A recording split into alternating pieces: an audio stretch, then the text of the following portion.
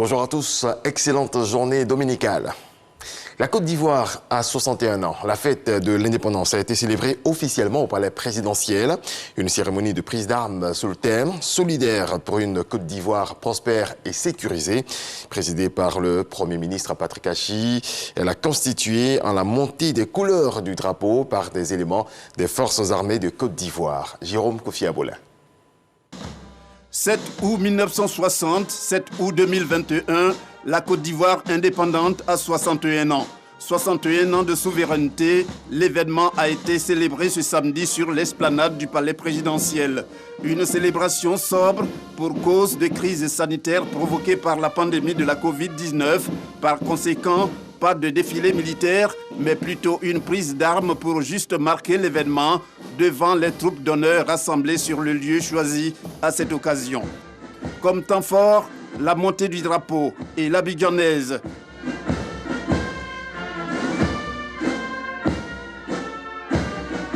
La cérémonie a été présidée par le Premier ministre Jérôme Patrick Achi. Le chef du gouvernement représentait le président de la République, Alassane Ouattara, chef suprême des armées. Cette célébration, quoique dans la sobriété, est, on peut le dire, pleine de symboles. Elle a eu pour thème « Tous solidaires pour une Côte d'Ivoire prospère et sécurisée ». Et vous l'avez vu, le Premier ministre Patrick Achi a représenté le chef de l'État Alassane Ouattara en confinement après avoir été en contact avec une personne déclarée positive au Covid-19. Le Covid-19 qui a justement impacté les économies du monde entier. Le nôtre n'a pas été épargné, mais les efforts du gouvernement ont permis de conserver un taux de croissance positif d'environ 2% en 2020. Le chef de l'État en parle dans son traditionnel discours à la nation. Jean-Luc Bambou revient justement sur ce discours. Le chef de l'État, Alassane Ouattara, est particulièrement fier de son économie, notamment la résilience dont elle fait preuve face à la crise sanitaire de la Covid-19. Il l'a signifié à la faveur de son adresse à la nation, à la veille de la célébration de la fête de l'indépendance. En effet, s'il regrette l'augmentation du prix de certaines denrées de première nécessité, l'une des conséquences de cette crise sanitaire, le chef de l'État s'est félicité de la prise de mesures conservatoires qui ont contribué à juguler cette inflation. Je me réjouis qu'après concertation avec le secteur privé, des mesures conservatoires aient été prises lors du Conseil des ministres du 21 juillet dernier, notamment sur l'encadrement des prix des produits tels que le riz, l'huile, la farine et la viande de bœuf. Afin de trouver une solution pérenne à cette problématique, le gouvernement travaillera au renforcement du contrôle et de la surveillance des prix sur les marchés, à l'amélioration de l'offre des denrées alimentaires, ainsi qu'à l'accélération du développement de l'industrie agroalimentaire. La Covid-19 n'a pas réussi à freiner la Côte d'Ivoire dans sa marche vers le développement. Le gouvernement a continué à mener des actions qui ont permis à la Côte d'Ivoire d'améliorer de manière substantielle les conditions d'accès à la santé, à la protection sociale, à l'éducation, à l'emploi, à l'électricité et à l'eau potable. La résilience de notre économie, combinée à l'efficacité de notre plan de riposte économique et sanitaire, a permis de faire face à cette crise avec un taux de croissance positif d'environ 2% en 2020 contre une contraction de 3% au niveau mondial.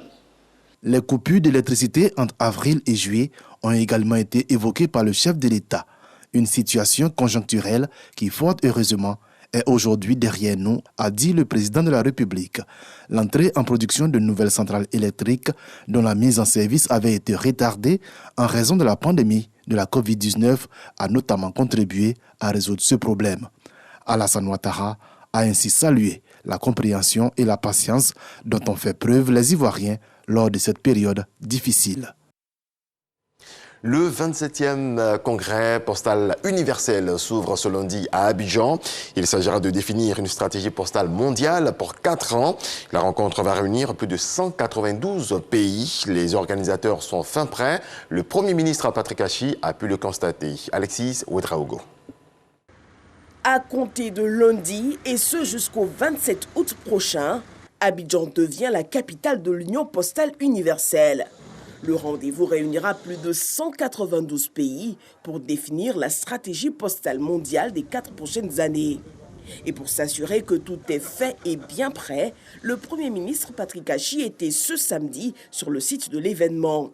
Salle de conférence, de plénière, des restreintes et autres commissions, tout a été passé au peigne fin. Dans la période post-Covid, aujourd'hui dans le monde, être capable de réaliser en présentiel une conférence mondiale d'une telle portée est effectivement la signature que la Côte d'Ivoire est un pays phare, est un pays respecté, est un pays qui répond à de nombreuses normes internationales et a franchi des pas extrêmement importants.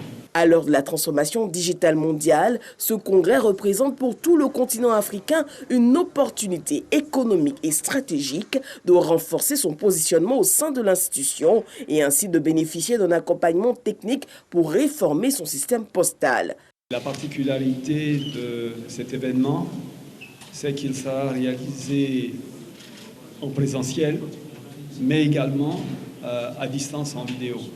Donc nous avons fait la visite sur les questions qui touchent à la fois à la connectivité, aux infrastructures, à la santé, aux salles de réunion, aux questions de transport, aux questions d'hébergement.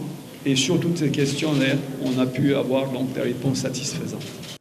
Pendant 3 semaines, les pays membres aborderont les questions de politique, de stratégie et de développement du secteur postal. Plus de 1000 délégués des pays membres en présentiel et 2000 en vidéoconférence pour cette grand-messe du postal mondial. Le cacao au centre de la rencontre entre le président ghanéen Nana Akufo-Addo et le ministre d'État, ministre de l'Agriculture et du Développement rural, Kobena Kwasi Adjoumani au Ghana à la faveur des travaux de la signature d'accords de siège sur l'initiative Cacao Côte d'Ivoire-Ghana. Noël Niagno. En marge des travaux relatifs à la signature de l'accord de siège de l'initiative Cacao Côte d'Ivoire-Ghana à Accra, le ministre d'État ivoirien, ministre de l'Agriculture et du Développement rural, le ministre ghanéen de l'Alimentation et de l'Agriculture, les premiers gestionnaires de la filière cacao des 2 pays et leurs experts ont été reçus en audience par le président ghanéen Nana Addo Dankwa Akufo-Addo. Au président ghanéen, ils ont fait l'état des lieux du processus de mise en œuvre de l'initiative Cacao Côte d'Ivoire-Ghana avec 2 pics, la désignation du secrétaire exécutif et l'accord de siège. Le président ghanéen s'est réjoui de la bonne évolution du processus et a félicité les parties, toutes choses qui vont concourir au mieux-être des producteurs. Après quoi, Nana Akufo-Addo a exprimé ses vives félicitations au président Alassane Ouattara pour son courage politique au regard des actes majeurs posés. Il a félicité le président de la République pour le travail remarquable qu'il fait au niveau de la réconciliation nationale. Que le monde entier, y compris le Ghana, a salué cette volonté affichée d'aller à la réconciliation avec l'acte qu'il vient de poser, de recevoir, d'abord de faire venir le président Laurent Gbagbo en Côte d'Ivoire et de le recevoir. Et que c'est un acte de décrispation qu'il a salué et nous a chargé de le dire au président de la République. Cette audience a été précédée dans la matinée de ce 5 août par l'adoption du budget de fonctionnement de l'initiative et de son identité visuelle. Dans le reste de l'actualité, alors que les États-Unis se préparent à commémorer les 20 ans du 11 septembre, des proches des victimes estiment que le président Joe Biden ne devrait pas participer aux cérémonies s'il ne rend pas public tous les documents liés aux attaques terroristes, documents qui, selon eux, montreraient l'implication de l'Arabie Saoudite. L'Arabie Saoudite qui, justement, va rouvrir le pèlerinage de l'Omra, petit pèlerinage à la Mecque aux pèlerins de l'étranger vaccinés contre le Covid-19. C'est ce que rapporte aujourd'hui l'agence presse saoudienne officielle. Merci à toutes et à tous de nous avoir suivis. C'est la fin de ce point de l'actualité.